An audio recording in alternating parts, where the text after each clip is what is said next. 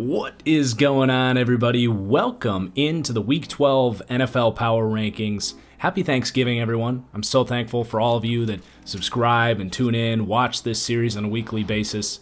I'm very fortunate to be able to do this for a living, and I want to take a second to show my gratitude for all of you guys who have supported me throughout the years.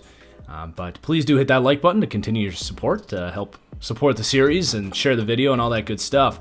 But without further ado, let's get into the Week 12 Power Rankings. Lots of good stuff to talk about. It was an exciting week of football per usual.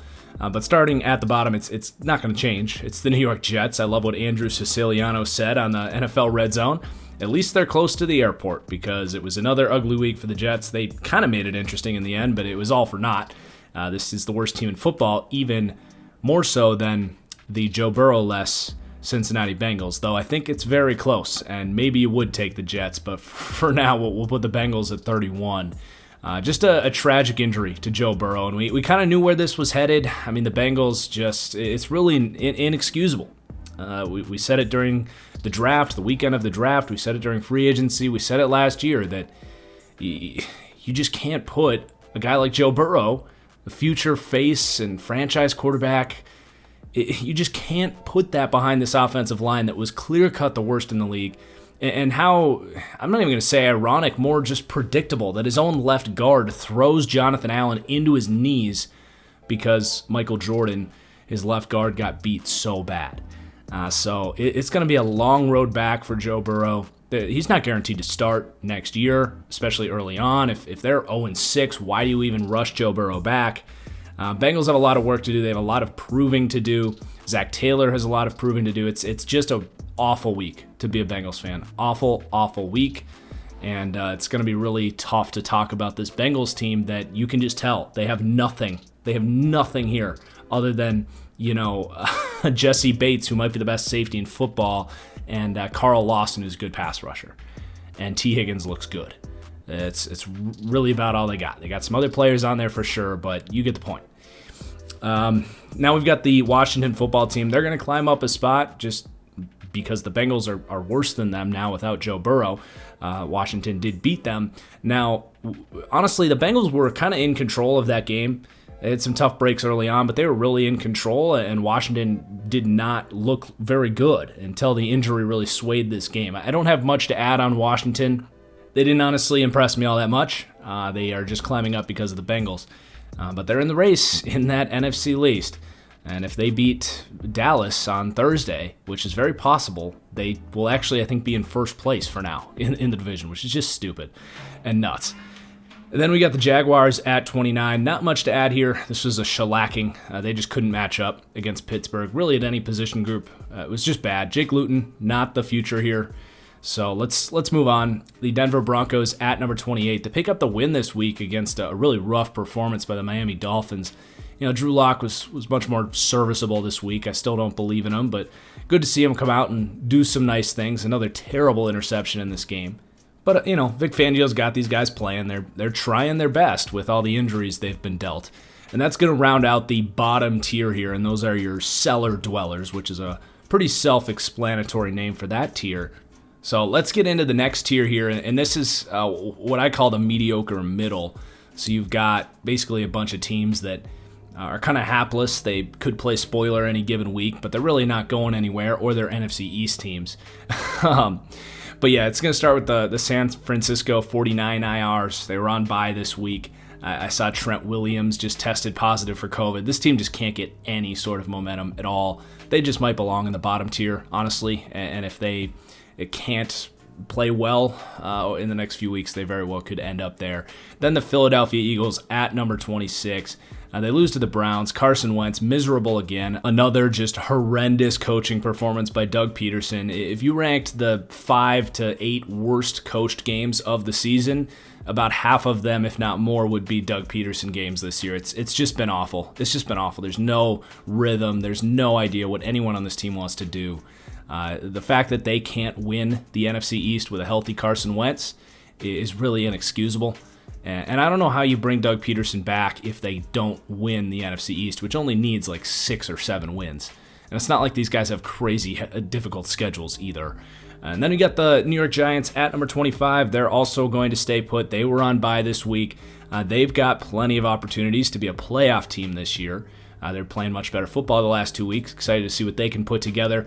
And then the Dallas Cowboys at 24. I was glad that I actually moved them up last week on the bye week. I kind of talked about how they're going to look at this second half of the season as an opportunity to right their wrongs, for Mike McCarthy to earn a second year in Dallas, for Andy Dalton to prove that he can still play quarterback. This is still a talented football team. Basically everything went wrong in the first half, except for the fact that their division, I hate to keep bringing this up, but their division really does suck. So they come off the bye, they say, hey, we could have a 6-7 win season and actually sneak into the playoffs, and we have talent on this team. Who knows what could happen?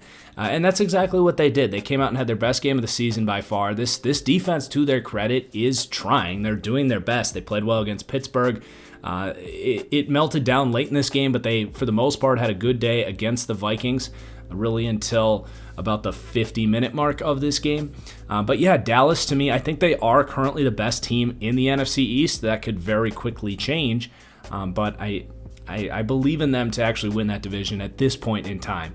Then we got the Detroit Lions. They're going to stay put here. They came out and get shut out by the young Carolina Panthers defense. This offense, simply put, is not good when Kenny Golladay is not on the field. I mean, the fact that he doesn't have a contract extension yet already is pretty embarrassing for this Lions organization after they've seen what this offense looks like without him. Matthew Stafford, without him, is not pretty. He did have one really nice throw that got called back for a illegal formation.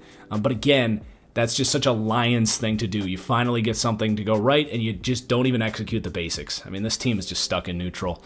Then the Houston Texans, they're going to climb up 2 spots after picking up a win this week over the New England Patriots. Deshaun Watson was, simply put, spectacular. Like, if you didn't watch this game, I can't blame you, but this was an all-season type of performance by Deshaun Watson. He was throwing dimes left and right. He was eluding pressure.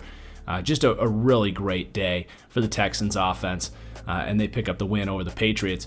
And then the Atlanta Falcons are going to stay put. Despite the loss to New Orleans, they have been playing better football as of late. Hard to explain kind of what happened to the Falcons offense this week. The Saints defense, I guess, has just come alive. But this Falcons defense is looking pretty good. I do trust the Falcons offense to be better than they were this week, so they're a fine team. I think they're fine at 21. Then the Carolina Panthers are going to climb up 2 spots. This young defense is really fun to watch. Brian Burns is quickly elevating himself, not just as a rising star, but honestly, like, I think he's on a hot track to being in that conversation for one of these premier edge threats in the league. You know, a Myles Garrett type of guy, TJ Watt, that level type of pass rusher. I mean, he just stands out. And he's really only scratching the surface. There's so much physical potential, but you're seeing the attention to detail with Brian Burns, the tool belt of a pass rushing skill set starting to show through, and this whole defense is benefiting from it. And then how about PJ Walker, man? Made some mistakes, which is to be expected, given his pedigree. But yeah, he was fun to watch. I don't know what they do with Teddy Bridgewater when he's healthy. I'm not saying Walker's going to take that job, but I kind of just want to see a little bit more of PJ Walker. It was fun to see. He increased the explosiveness of this offense. They made some really fun plays out there with these receivers. I just wouldn't be so quick to write off PJ Walker as like a potential star, and that potential might be pretty slim, but I mean, why not go a couple more weeks and just see what you might have there? Because as good as Teddy Bridgewater's been, he's a good starting caliber quarterback, but he is true to his name. He's a bridge quarterback. He's probably not going to get you to a Super Bowl. PJ Walker probably isn't either, but he might. He's got a better chance of doing that than Teddy Bridgewater. Anyway, the Chargers are going to stay put at 19. Justin Herbert, such a great job this week. Definitely his worst game of the season last week. And sometimes these rookies, they come out hot, and then defenses kind of figure them out a little bit. Great for Justin Herbert, even if it was against the Jets, but the Jets defense is not all that bad. Herbert just came out, was slinging it around, super comfortable in the offense, accurate, moving in the pocket, just looked so good this week. The throw he made rolling out to his left for the touchdown late in this game is really a slim list of quarterbacks that can make that throw and will even attempt that throw. I mean, you're talking about Rodgers, Stafford, Mahomes, some other guys, but just a tight, teeny tiny window between 2 defenders. Really special stuff. Chargers are in good hands for a long time, I think. Then the New England Patriots, they're going to stay put at 18. They did lose to the Texans. It was a close game, came down to the wire. I think this is the right spot for New England. They're still one of the best coached teams in the league, but they're frankly one of the least talented teams in the league. They did not have the dominant running day from Damian Harris that I expected against the Texans defense. Not sure exactly how and why they got away from that so much, but if they stick to their roots, they run the ball, they keep the score down, they trust their defense, they're going to be a tough out every week. But this loss pretty much officially taken them out of the playoff discussion. So then we've got a tier gap up, and this next tier is guys that are out of the playoffs for the most part, but are definitely dangerous teams. Teams that, the good teams look at these guys on the schedule and say, man, we really got to play these guys this week. That kind of sucks because they play with nothing to lose and they're definitely tough outs. And that's going to start with the Chicago Bears, who just might have the best defense in the league, which says a lot when they're on the field as much as they are, but at the same time also might have the worst offense in the league, which is just insanity to be that split of a team. They were on bye this week. They got the Packers on Sunday Night Football next week. Should actually be a pretty close game. It usually is between those two. But yeah, the Bears are just the Bears. Then we got the Minnesota Vikings at 16. They lost to the Dallas Cowboys this weekend. Despite them losing this game, I think you walk away not really changing your opinion on the Vikings. I mean, this offense is insanely explosive. Justin Jefferson, simply put, is one of the best receivers in football right now. This offensive line is underrated. Kirk Cousins has played back-to-back really nice games. I mean, all in all, you're looking at a top 10 offense here for the Vikings. They just have playmakers across the board. They execute. They have a scheme that works. But defensively, they just lack so much talent. This defensive line is a problem. I think it's a big reason why Dallas was able to win. Minnesota just can't manufacture a pass rush. They don't stop the run all that well. They are well coached on that side of the ball with Mike Zimmer, but you're just lacking a lot of talent on that side of the ball. Not to mention they're just way too far behind in the standings to make any relevant noise in the playoff conversation. Then our next tier up is what I'm going to call the Field of Dreams, or the Miracle tier. So we've got 3 AFC teams in this tier, and there's actually 6 AFC teams ahead of this next tier. So only one of these 3 teams can make the playoffs.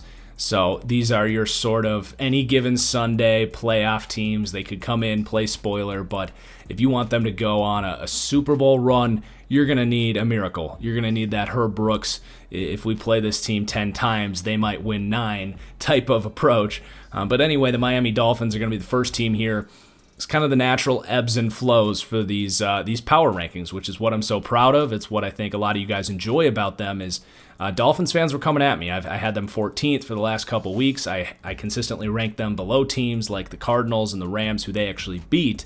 But they have other flaws on this team, which showed this week as they lost to the Denver Broncos the week after the Broncos got blown out by the Atlanta Falcons. The Dolphins just are an extremely well-coached team, but they lack talent, and they have a quarterback that we just don't know much about that frankly has not shown that much. Tua actually kind of got benched in this game. I'm not all that worried about Tua yet, but it was definitely a red flag. Look, the Dolphins have had an incredible season. I apologize to Dolphins fans. I said I was wrong. This team is way better than I expected, but the reason those expectations were so low was relevant. This team just doesn't have a ton of talent other than their secondary. And the offense this week was completely abysmal until Ryan Fitzpatrick came in. So they're a flawed team, but I think I had them ranked around the right spot here, around 14, 15. They are going to drop down a spot, though, because the Cleveland Browns picked up another win this week, and they keep winning despite Odell Beckham being out. This defense is absolutely stepping up, and that's the biggest thing here because we know they're going to have a really nice running game. They just might have the best offensive line in football, but it's certainly not what you would call an explosive offense. You might get some explosive runs from Nick Chubb here or there, but this isn't some electric passing game. And Baker Mayfield, let's just say he's been very quiet this year. So if this team's going to be considered legit and even be a playoff team in the AFC, they're going to need to lean on defense and running the football, and that's proved to be a formula that can work. I will say Kevin Stefanski continues to throw his name into the Coach of the Year conversation. He has been outstanding. Worst comes to worst, Cleveland maybe misses out on the playoffs here, but you feel really good about the coach you've hired, because that's something that Cleveland's been looking for a long time. And then the Las Vegas Raiders at number 13. I'm not sure we really learned all that much against the Raiders. They came out and played really well against the Chiefs, which is something you have got to credit this Raiders team for.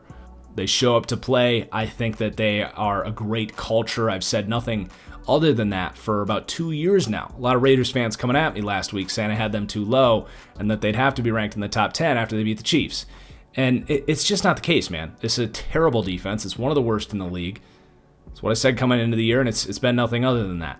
And despite that this is a really good offense, when you got to go up and, take down Patrick Mahomes without really grilling Derek Carr, who played great in this game, simply put, I'm just going to be taking Patrick Mahomes over a Derek Carr. I'm going to be taking a Russell Wilson over a Derek Carr in a shootout when you have to play flawless football and make all the right reads and execute all the big plays. That's just not Derek Carr.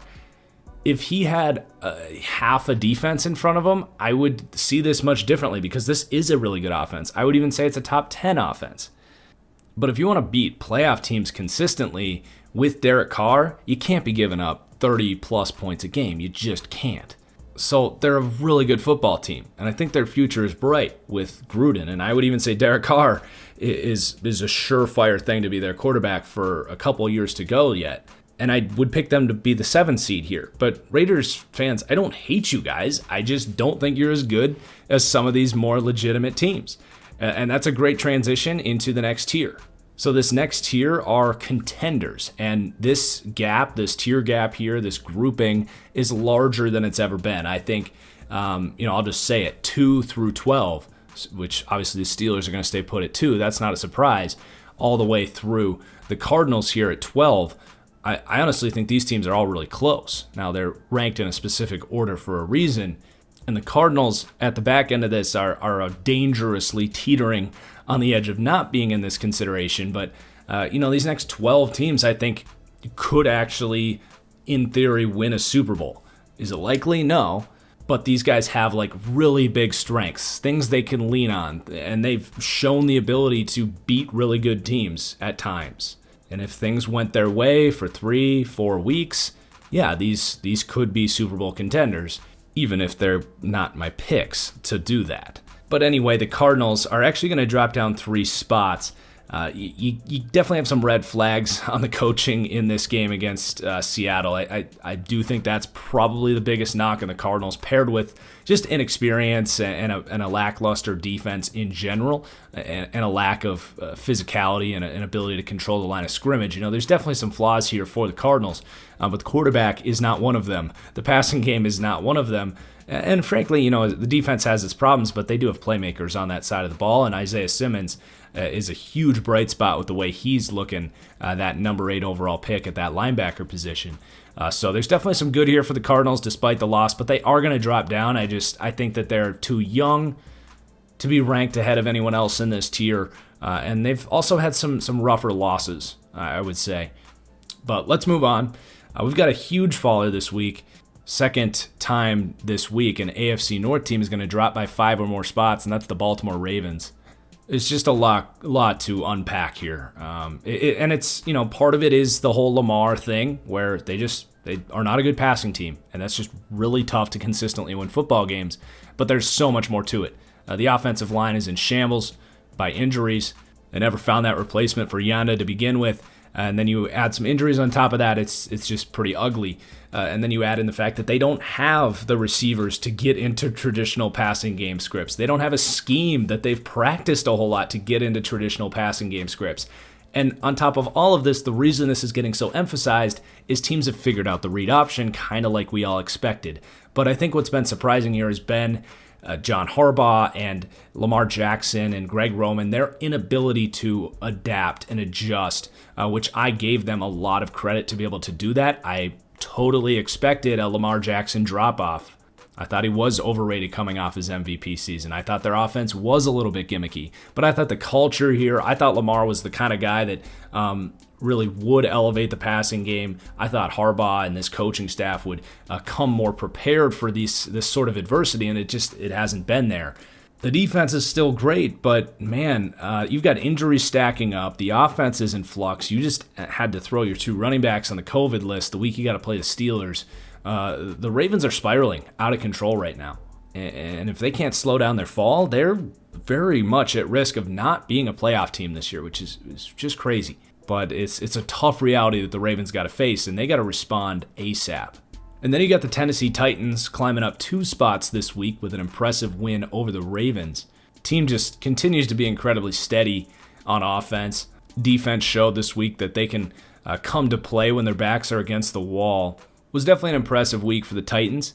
A.J. Brown, Derrick Henry, these are true superstars, big playmakers that this team can lean on to give you big plays in almost every week. When you can't get those plays, I got some questions about Ryan Tannehill and all that, but that's why they're 10 here and not 5. But overall, Titans are a really good team, and they're going to take on the Indianapolis Colts here at 9 again this week, which is quite possibly going to be for the AFC South. And this is going to be a fun one. But as for the Colts, who are climbing up 2 this week, obviously a big win over Green Bay. And, I hate to do this because this is where fans get super pissed, and I think the Colts fans are going to be the fans that are the most mad at me this week. But I'm going to hold true to this here. The Colts played great this week. They made a couple plays on defense. The interception, had some nice third down stops in the second half to keep Aaron Rodgers off the field. But overall, what did the Colts really do that was impressive this week? I mean, the defense honestly was pretty bad. Aaron Rodgers was moving the ball at will against this Colts defense that I actually thought would play much better than they did. Fortunate to get 3 fumbles in this game, not just to pop them out, which you could call it good coaching, you could call it good defense. It's not. Fumbles it's just luck. They recover 3 fumbles in this game. Aaron Rodgers touched the ball, 6 snaps in the third quarter after a fumbled kick return. So, I'm going to sound like I'm hating on the Colts here. I'm not. I love the Colts. I hyped them up as a Super Bowl contender in March, so that's definitely not the case. I just, honestly, with my 2 eyeballs, the Colts didn't do a whole lot that was overly impressive in this game or that really changed my verdict on them, if you know what I mean. They played a good game. They got a bunch of really lucky breaks in this game, and they were lucky to escape in overtime. We'll see how they play against the Titans this week. Moving on, we got the Buffalo Bills staying put at 8. We're getting a little long here, so we're just going to skip on past that. Bills were on bye this week. Then the Rams coming off this big Monday Night Football victory against the Tampa Bay Buccaneers. This defense is absolutely legit. Aaron Donald, Jalen Ramsey, the 2 best players at their own position group, and everyone else is just feeding off of them. Darius Williams, a star in the making at corner. So the defense is really impressive. The offense, they are unapologetically themselves. They come out, they run the ball, they're going to stem some screens off of outside zone, they're going to throw play action.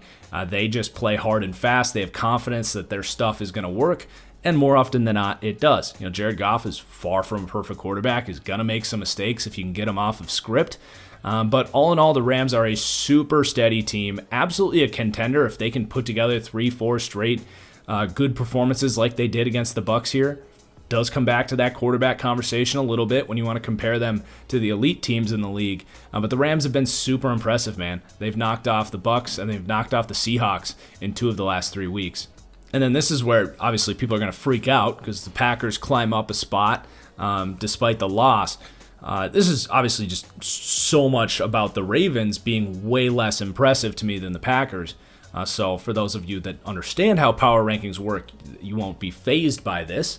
But if you do need a reason to be optimistic for the Packers, I actually do think they played really well this week. Obviously, the defense is a concern, but that hasn't changed here. I mean, I didn't think that Aaron Rodgers would come out and move the ball as well as he did against one of the best defenses in the league. I mean, Rodgers was really special in this game, other than the one throw, the one interception. You have the fumble by Marquez Valdes-Scantling, but as long as that doesn't get too much to his head, Scantling has actually been a big play threat and a guy that can separate and actually catch the ball 2 of the last 2 weeks. So, honestly, getting Allen Lazard back this week, I really think the Packers' offense is in really good shape. They're not a perfect team. They're incredibly soft. I do think Mike Pettin needs to get fired here. I still don't think this is a a real Super Bowl contender. I think you're looking at an 11-12 win team, probably a 1-2 win playoff team, but ultimately he's going to get outmatched at some point in the playoffs, depending on matchups. But overall, I mean, I walk away from the Packers' loss this week after they fumble a ball in overtime as underdogs on the road? Do I walk away from this game like the world is ending for the Packers? No, not really. I think they're right in the mix in this NFC that's becoming more and more of a coin toss. So you can buy that or not. There's obviously going to be people that disagree with them, quote unquote, climbing. But I really just think the Ravens are in a complete spiral out of control where I don't think that's the case with the Packers. Then the Bucs are going to drop down a spot. I mean, you can never say anything bad about Tom Brady, right? Or you're just a hater. He's been really bad in 3 of the last 4 weeks. He's 43 years old. We didn't know how this thing was going to go. And I'm not saying he's, not going to be a great quarterback down the stretch. I'm saying that he has not played well. And if you watch the game on Monday Night Football, your takeaway was, yeah, they lost that game because Tom Brady had probably the worst game of his career. I mean, it was ugly. Couldn't hit a deep ball, couldn't make a read. He's so immobile. He can't extend plays. The defense played great. The receivers played great. The offensive line wasn't amazing, but, it's fine. It's just not a whole lot of excuses there for Tom Brady, other than he put himself in a scheme that just doesn't fit his dink and dunk play style. So, we've seen some really explosive games from Tom Brady as well, like last week. It's tough to decide what version of the Bucs are you going to get every week. And we're getting to the point in the season where if you're talking about a team that needs to put up 4 straight consecutive weeks to win a Super Bowl, I don't know if the Bucs can do that at this point in time because they've just been so hit or miss on a weekly basis. I mean, their highs are incredibly high, but their lows are pretty ugly. And I think that's all pretty fair to say. Then we got the Seattle Seahawks. They're going to climb up a spot after beating the Cardinals. Russell Wilson was great. They got the run game going to kind of balance out that offense a little bit, which in turn helped the time of possession, helped the defense stay more fresh. They get Carlos Dunlap going to help out that pass rush and trying to get more healthy in the secondary. I told people not to panic completely about the Seahawks defense, that they were going to correct some things, to trust Pete Carroll to get these guys together. And if they can just be a top 20 defense, there's really no reason the Seahawks can't be the best team in the NFC, but they've shown some big problems on that defense that we need to confirm are actually fixed before we put them over the New Orleans Saints here, who have totally come together. I think it's pretty safe to say that their poor defensive performance in the first couple months of the season was a little bit more of an anomaly. And it's not like they were, the Seahawks defense, the Packers defense here. Like, they were okay, but just not great. Now we're starting to see that great Saints defense come back. We're seeing Sean Payton get in a rhythm. I mean, they didn't miss much of a beat this week with Taysom Hill in there. Obviously, you go back to Drew Brees when he's healthy, and that's a tough thing to kind of do here, because do you drop the Saints?